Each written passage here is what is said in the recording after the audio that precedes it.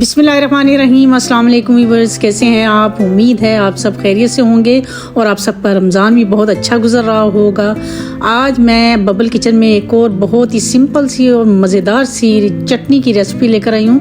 आज हमारे किचन में बनेगा जी इमली और गुड़ की चटनी, जो कि रमज़ान में बहुत काम आती है। आप बना के इसको रखें और तकरीबन आप इसको 2 से 3 महीने तक इजीली यूज़ कर सकते हैं। तो चलिए हम अपनी रेसिपी को करते हैं स्टार्ट। तो सबसे पहले मैंने ये इमली ली थी तकरीबन 1 पाव, और इसको मैंने रात को गीला करके रख दिया था। नीम गर्म पानी में आप 2-3 घंटे भी रखेंगे तो आपकी ये आसानी से ये नरम हो जाएगी। और इसका हमने जो पल्प है उसको अच्छी तरह हाथों की मदद से मसल लेना है, ताकि इसमें से तमाम जो रस है इमली का वो निकल जाए।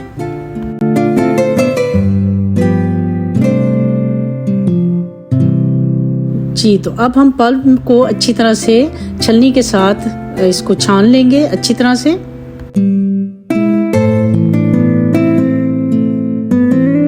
ये देखिए हमारा अच्छा सा साफ सुथरा सा पल्प निकल आया, हमने सारा छान लिया था। और अब हम इसको रखेंगे जी सॉस पैन के अंदर, इसको रख के तो पकाएंगे। ये जी हम इसको रखने लगे, सॉस पैन में हम डाल देंगे और इसको एक बॉयल आने तक इसको हम पहले पकाएंगे। जब अच्छी तरह ये इसका बॉयल हो जाएगा तो फिर हम इसमें ऐड करेंगे अपने स्पाइसेस।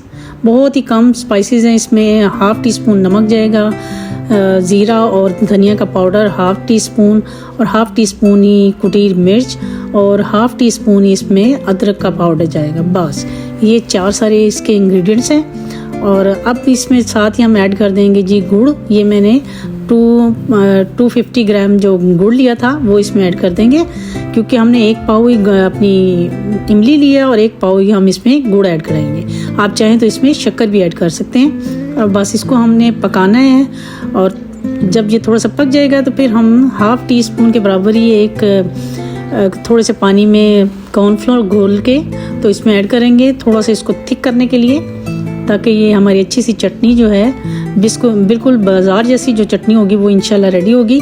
तो बस जी ये डाल के तो हमने इसको पकाना है। ये तकरीबन 10 मिनट तक पकती रहेगी। तो फिर उसके बाद हम चूल्हे को कर देंगे बंद। और ये देखिए अभी ये आपको थोड़ी पतली नज़र आ रही है, लेकिन जब हम इसको फ्रिज में रखेंगे तो ये थोड़ी थिक हो जाएगी।